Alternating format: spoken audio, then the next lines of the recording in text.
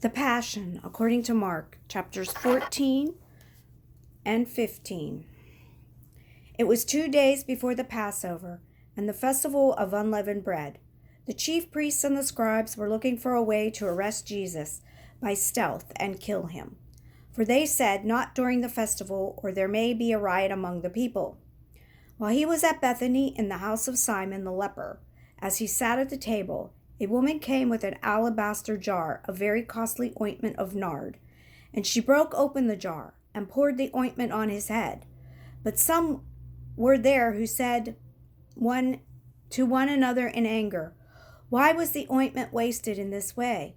For this ointment could have been sold for more than 300 denarii and the money given to the poor." And they scolded her. But Jesus said, "Let her alone. Why do you trouble her? She has performed a good service for me. For you always have the poor with you, and you can show kindness to them whenever you wish. But you will not always have me. She has done what she could. She has anointed my body beforehand for its burial. Truly, I tell you, whenever the good news is proclaimed in the whole world, what she has done will be told in remembrance of her." Then Judas Iscariot, who was one of the 12, went to the chief priests in order to betray him to them. When they heard it, they were greatly pleased and promised to give him money. So he began to look for an opportunity to betray him. On the first day of unleavened bread, when the Passover lamb is sacrificed, his disciples said to him, "Where do you want us to go and make the preparations for you to eat the Passover?" So he sent 2 of his disciples, saying to them, "Go into the city, and a man carrying a jar of water will meet you. Follow him, and wherever he enters, say to the owner of the house, 'The teacher asks, where is my guest room? Where may I eat the Passover with my disciples?' He will show you a large room upstairs, furnished and ready. Make preparations for us there." So the disciples set out and went to the city and found everything as he had told them, and they prepared the Passover meal. When it was evening, he came with the 12. And when they had taken their places and were eating, Jesus said, Truly, I tell you, one of you will betray me, one who is eating with me." Then they began to be distressed and say to him, one after another, "Surely not I." He said to them, "It is one of the 12, one who is dipping bread into the bowl with me. For the Son of Man goes as it is written of him. But woe to the one by whom the Son of Man is betrayed. It would have been better for that one not to have been born." While they were eating, he took a loaf of bread, and after blessing it, he broke it, gave it to them, and said, "Take, this is my body." Then he took a cup, and after giving thanks, he gave it to them, and all of them drank from it. He said to them, "This is my blood of the covenant, which is poured out for many. Truly, I tell you, I will never again drink of the fruit of the vine until that day when I drink it new in the kingdom of God." When they had sung the hymn, they went out to the Mount of Olives. And Jesus said to them, "You will all become deserters, for it is written, 'I will strike the shepherd and the sheep will be scattered.' But after I am raised up, I will go before you to Galilee." Peter said to him, "Even though all become deserters, I will not." Jesus said to him, "Truly I tell you, this day, this very night, before the cock crows twice, you will deny me 3 times." But he said vehemently, "Even though I must die with you, I will not deny you." And all of them said the same. They went to a place called Gethsemane, and he said to his disciples, "Sit here while I pray." He took with him Peter and James and John, and began to be distressed and agitated. And he said to them, "I am deeply grieved, even to death. Remain here and keep awake." And going a little further, he threw himself on the ground and prayed that if it were possible, the hour may pass from him. He said, "Abba, Father, for you all things are possible. Remove this cup from me. Yet not what I want, but what you want." He came and found them sleeping, And he said to Peter, Simon, why are you asleep? Could you not keep awake 1 hour? Keep awake and pray that you may not come into the time of trial. The spirit indeed is willing, but the flesh is weak.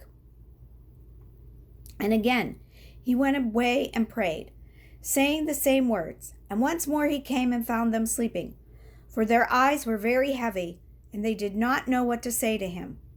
He came a third time and said to them, Are you still sleeping and taking your rest? Enough! The hour has come. The Son of Man is betrayed into the hands of sinners. Get up, let us be going. See, my betrayer is at hand. Immediately, while he was still speaking, Judas, one of the 12, arrived, and with him there was a crowd with swords and clubs from the chief priests and scribes and the elders. Now the betrayer had given them a sign, saying, The one I will kiss is the man. Arrest him and lead him away under guard. So when he came up, he went up to him at once and said, Rabbi, and kissed him. Then he laid hands on him and arrested him. But one of those who stood near drew his sword and struck the slave of the high priest, cutting off his ear. Then Jesus said to him, Have you come out with swords and clubs to arrest me as though I were a bandit? Day after day I was with you in the temple teaching, and you did not arrest me. But let the scriptures be fulfilled. All of them deserted and fled. A certain young man was following him, wearing nothing but a linen cloth. They caught hold of him, but he left the linen cloth and ran off naked. They took Jesus to the high priest, and all the chief priests, the elders, and the scribes were assembled. Peter had followed him at a distance, right into the courtyard of the high priest, and he was sitting with the guards, warming himself at the fire. Now the chief priests and the whole council were looking for testimony against Jesus to put him to death, but they found none, for many gave false testimony against him. And after their testimony did not agree, some stood up and gave false testimony against him, saying, We heard him say, I will destroy this temple that is made with hands, and in 3 days I will build another, not made with hands.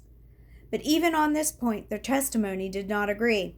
Then the high priest stood up before them and asked Jesus, Have you no answer? What is it that they testify against you? But he was silent and did not answer. Again the high priest asked him, Are you the Messiah, the Son of the Blessed One?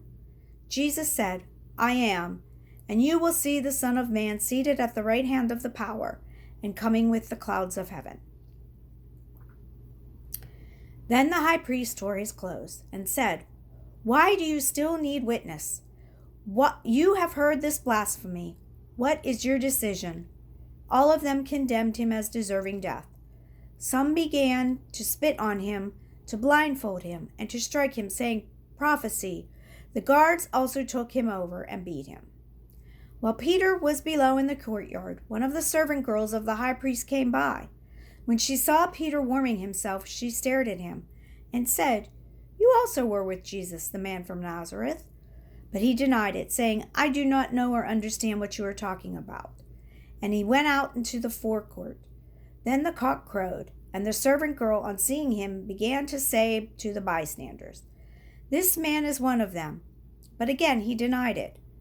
Then, after a little while the bystanders again said to Peter, Certainly you are one of them, for you are a Galilean. But he began to curse and swore an oath, I do not know this man you are talking about. At that moment the cock crowed for the second time. Then Peter remembered that Jesus had said to him, Before the cock crows twice, you will deny me 3 times. And he broke down and wept. As soon as it was morning, the chief priests had a consultation with the elders and scribes and the whole council. They bound Jesus, led him away, and handed him over to Pilate. Pilate asked him, Are you the king of the Jews? He answered him, You say so. Then the chief priests accused him of many things. Pilate asked him again, Have you no answer? See how many charges they bring against you. But Jesus made no further reply, so that Pilate was amazed. Now, at the festival, he used to he used to release a prisoner for them, anyone for whom they asked. Now a man called Barabbas was in prison with the rebels who had committed murder during the insurrection. So the crowd came and began to ask Pilate to do for them according to his custom. Then he answered to them, "Do you want me to release for you the king of the Jews?" For he realized that it was out of jealousy that the chief priests had handed him over. But the chief priests stirred up the crowd to have him release Barabbas for them instead. Pilate spoke to them again. "Then what do you wish me to do with the man you called the king of the Jews?" They shouted back, "Crucify him." Pilate asked him, Why? What evil has he done?" But they shouted all the more, "Crucify him." So Pilate, wishing to satisfy the crowd, released Barabbas for them. And after flogging Jesus, he handed him over to be crucified. Then the soldiers led him into the courtyard of the palace, that is the governor's headquarters, and they called together the whole court. And they clothed him in a purple cloak, and after twisting some thorns into a crown, they put it on him. And they began saluting him. "Hail, King of the Jews!" They struck his head with a reed, spat upon him, and knelt down in homage to him. After mocking him, they stripped him of the purple cloak and put his own clothes on him. Then they led him out to crucify him. They compelled a passer-by who was coming in from the country to carry his cross. It was Simon of Cyrene, the father of Alexander and Rufus. Then they brought Jesus to the place called Golgotha, which means the place of the skull. And they offered him wine mixed with myrrh, but he did not take it. And they crucified him and divided his clothes among them, casting lots to decide what each should take. It was 9 o'clock in the morning when they crucified him. The inscription of the charge against him read, "The King of the Jews." And with him they crucified 2 bandits, one on his right and one on his left. Those who passed by derided him, shaking their heads and saying, "Aha! You who would destroy the temple and build it in 3 days, save yourself and come down from the cross."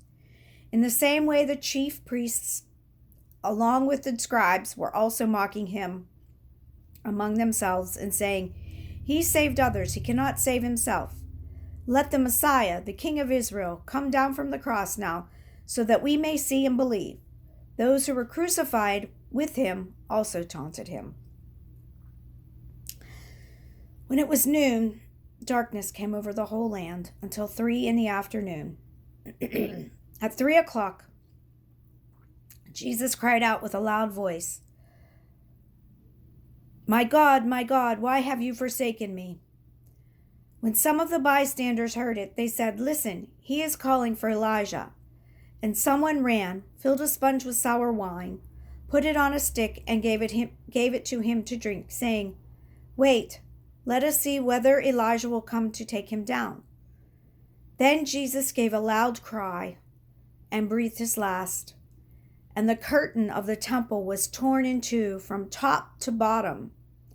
Now when the centurion who stood facing him saw that in this way he breathed his last, he said, "Truly, this man was God's son." There were also women looking on from a distance. Among them were Mary Magdalene and Mary, the mother of Jesus, of James the younger, and of Joseph, and Salome. These were used to follow him and provided for him when he was in Galilee. And there were many other women who had come up with him to Jerusalem. When evening had come, and since it was the day of preparation, that is, the day before the Sabbath, Joseph of Arimathea, a respected member of the council, who was also himself waiting expectantly for the kingdom of God, went boldly to Pilate and asked for the body of Jesus. Then Pilate wondered if he were already dead, and summoning the centurion, he asked him whether he had been dead for some time. When he learned from the centurion that he was dead, he granted the body to Joseph. Then Joseph brought a linen cloth, and taking down the body, wrapped it in the linen cloth, and laid it in the tomb that had been hewn out of the rock. He then rolled a stone against the door of the tomb. Mary Magdalene and Mary, the mother of Jesus, saw where the body was laid.